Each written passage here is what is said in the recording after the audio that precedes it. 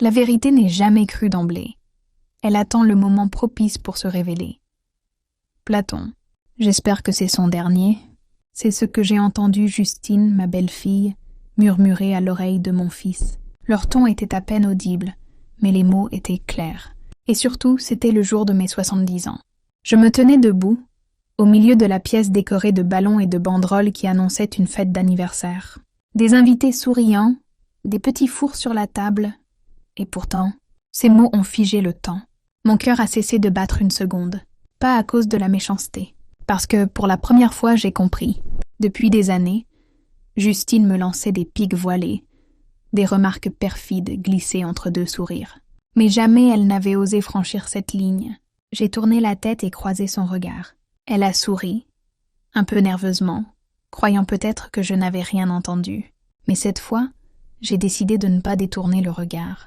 Pas cette fois. J'ai continué la fête comme si de rien n'était. J'ai coupé le gâteau, remercié les invités, pris des photos avec les enfants. Mais à l'intérieur, quelque chose de nouveau grandissait. Pas de la colère, pas du ressentiment. On plane.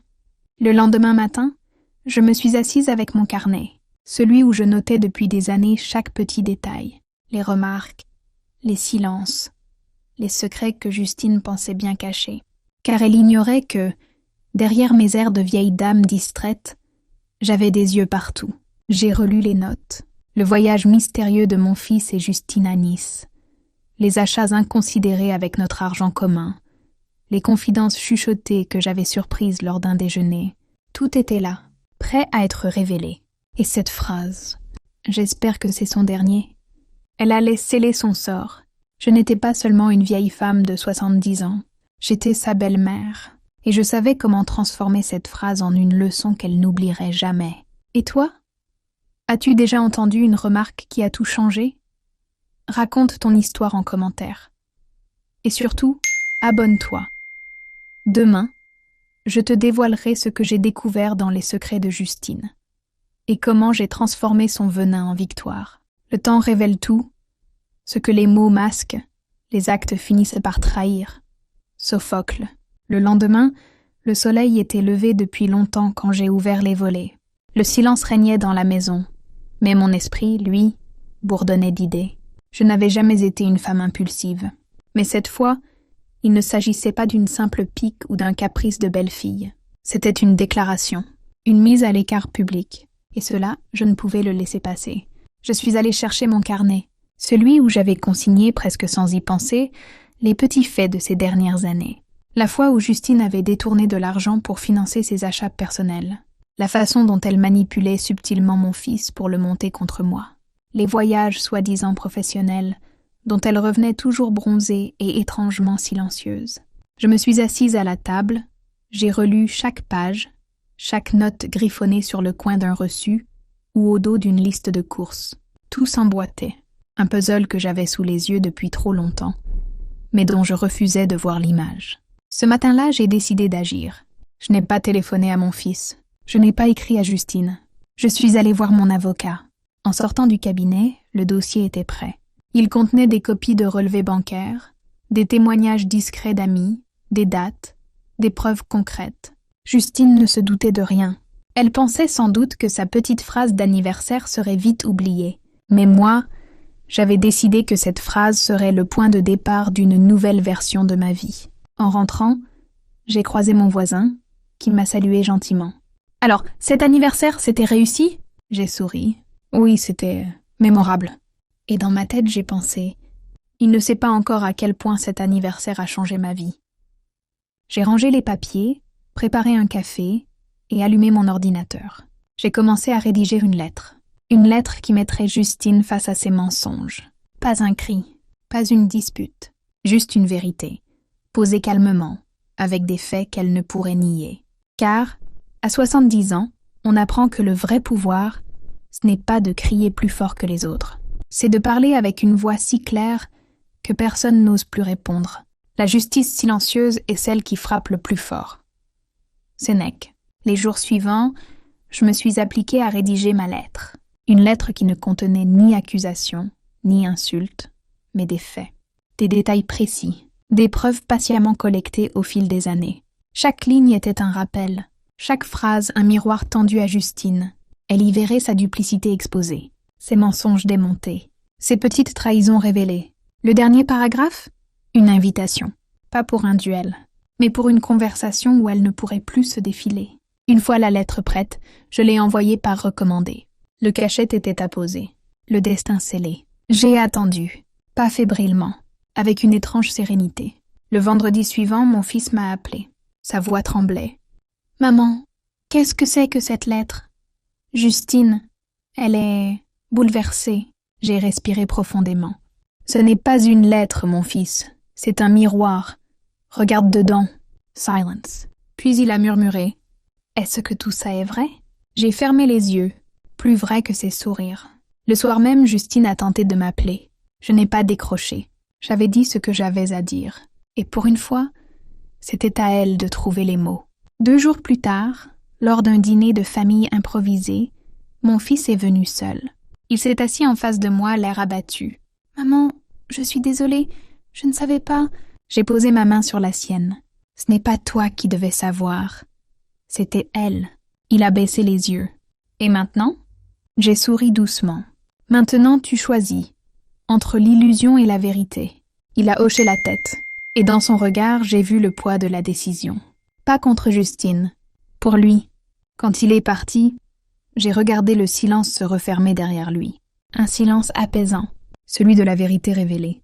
Celui d'une femme qui, à 70 ans, n'avait plus besoin de crier, juste d'être entendue. La vérité est comme l'eau. Elle trouve toujours un chemin. Platon. Quelques jours après le dîner silencieux avec mon fils, Justine a pris son courage à 2 mains. Elle a demandé à me voir, pas dans un lieu neutre non. Chez moi, là où elle pensait sans doute pouvoir garder le contrôle. J'ai accepté, pas pour me venger, pour lui montrer que le contrôle n'était plus de son côté. Elle est arrivée, vêtue d'un tailleur impeccable, les cheveux parfaitement coiffés, mais les traits tirés. Ses yeux cherchaient un terrain d'entente, une faille dans mon calme. Mais il n'y en avait pas. Je voulais m'expliquer, dit-elle en s'asseyant sur le canapé. J'ai hoché la tête, l'invitant à continuer. Ce que j'ai dit l'autre soir, je ne le pensais pas. C'était un moment d'agacement. Un mot de trop. Ce n'était pas un mot, Justine. C'était une vérité qui s'est échappée. Elle a sursauté. Tu crois que je ne t'ai jamais entendu avant? Que tes piques, tes petits commentaires... Je les ai oubliés. Ses lèvres ont tremblé. Ce n'était pas contre toi, murmura-t-elle. J'ai souri doucement. Non, c'était contre moi. Parce que tu pensais que je ne réagirais jamais. Elle a baissé les yeux. Et maintenant, qu'est-ce que tu veux que je fasse? Je me suis levée doucement et j'ai marché vers la fenêtre. J'ai regardé le jardin, les fleurs que j'avais plantées avec amour, les pierres que j'avais posées patiemment. Ce que je veux, Justine, que tu regardes en face la femme que tu as essayé de briser, que tu comprennes que le respect ne s'achète pas. Il se mérite. Elle a essuyé une larme. Je suis désolée. Je me suis retournée. T'es bien, mais ce n'est pas à moi que tu dois le dire. Elle m'a regardée, confuse. C'est à toi. À celle que tu es devenue. À celle qui s'est perdue dans les faux semblants. Un silence. Un long silence, où tout semblait suspendu. Puis elle a murmuré. Je vais réfléchir. J'ai hoché la tête. Réfléchis, Justine, mais sache que moi j'ai déjà choisi. Et ce jour-là, j'ai su qu'elle avait compris. Pas parce qu'elle l'avait dit, parce que, pour la première fois, son regard n'était plus fuyant. Il était celui d'une femme qui voyait enfin ses erreurs. Il y a des silences plus forts que 1000 cris, des regards plus vrais que 1000 mots. Euripide. Après cette rencontre, quelque chose avait changé. Pas seulement chez Justine, mais aussi chez moi. C'était comme si, en exprimant enfin la vérité, j'avais allégé le poids que je portais depuis des années. Le lendemain matin, je me suis réveillée avec une énergie nouvelle. J'ai ouvert les volets, j'ai laissé entrer la lumière.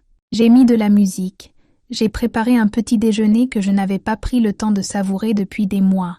Pour la première fois depuis longtemps, je me suis regardée dans le miroir et j'ai vu une femme debout, droite, sereine.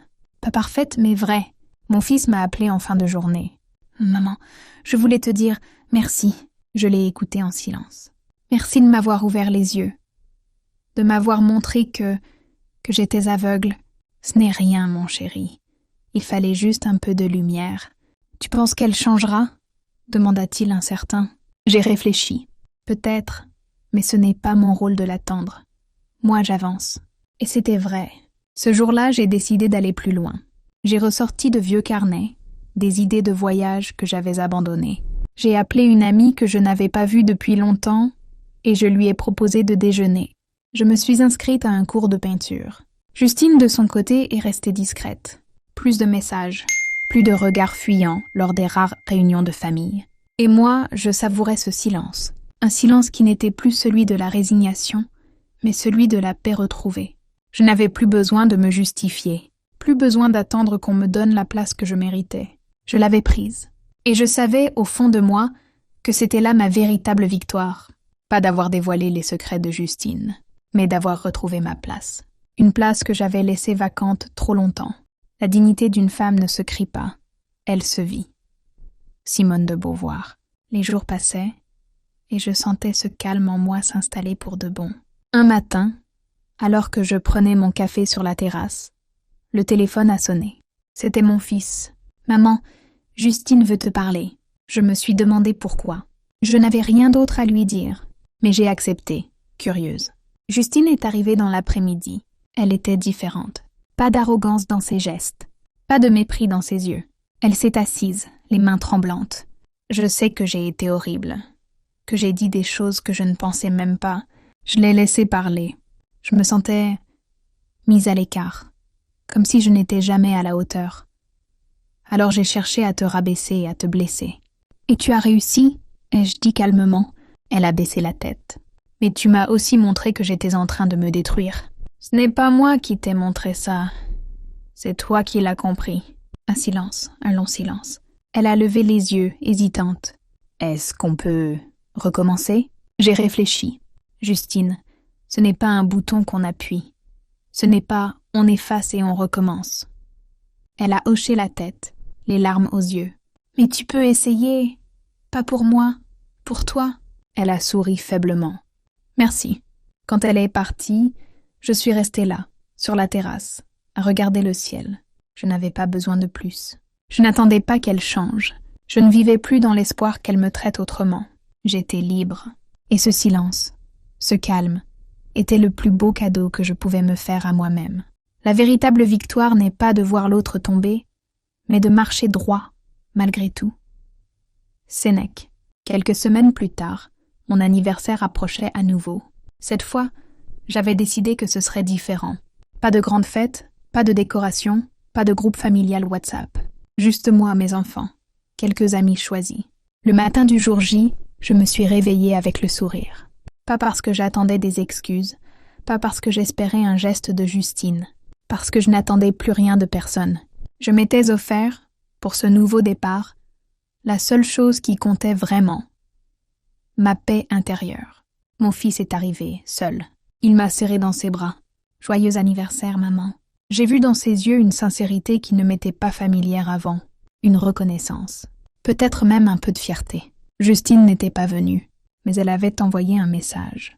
Un simple « joyeux anniversaire », sans fioriture. Je l'ai lu, je n'ai pas répondu. Non par colère, mais parce que je n'en ressentais pas le besoin. Nous avons déjeuné dans le jardin. Les rires étaient simples, les discussions légères.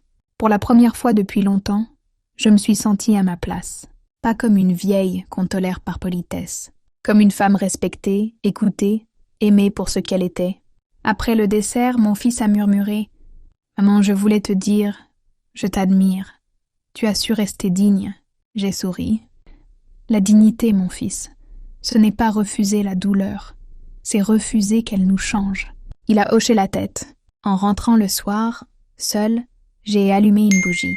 J'ai ouvert mon carnet et j'ai écrit « Aujourd'hui, j'ai célébré mes 70 ans, non pas comme un compte à rebours, mais comme un nouveau départ.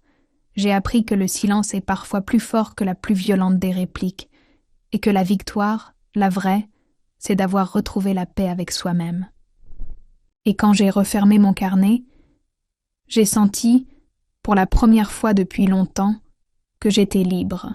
Libre d'être moi, libre d'écrire mon histoire, sans attendre qu'on me donne la place que je mérite. car cette place, je l'avais enfin conquise. On ne se venge pas des autres, on se libère de soi-même. Cicéron. Quelques mois avaient passé depuis cet anniversaire si différent. La vie avait repris son cours. Calme, simple, mais empreinte d'une sérénité nouvelle.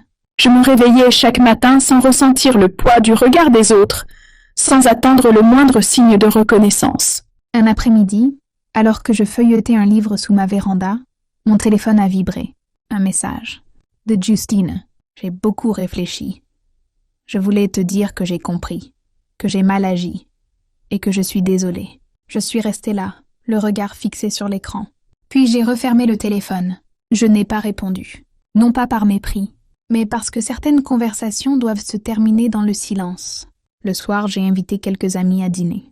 Rien d'extraordinaire, juste des rires, des souvenirs partagés, des moments simples, et surtout, une paix intérieure que je n'avais jamais ressentie auparavant. Mon fils m'a regardée avec une tendresse nouvelle. « Maman, tu es radieuse !» J'ai souri. C'est ça la liberté. Il a hoché la tête. « Tu as trouvé ta place, enfin !»« Oui. Et tu sais quoi ? Cette place, je ne l'ai prise à personne. Je l'ai construite pour moi. » Il m'a serré dans ses bras. Et dans cette étreinte, j'ai senti qu'il avait compris. Que parfois, la plus grande des victoires n'est pas d'imposer sa vérité, mais de vivre avec elle, sans bruit, sans cri. Plus tard, seule chez moi, j'ai allumé une bougie, versé une coupe de champagne, et j'ai écrit dans mon carnet « Je n'ai pas besoin que Justine comprenne, que le monde m'applaudisse, ou que le passé soit effacé. J'ai seulement besoin de me réveiller chaque matin en sachant que j'ai choisi ma paix. Et cette paix, elle n'a pas de prix. » Puis j'ai refermé le carnet. J'ai éteint la bougie, et j'ai regardé le ciel, où les étoiles brillaient doucement. Elles ne crient pas, elles ne réclament rien. Elles existent, simplement, comme moi,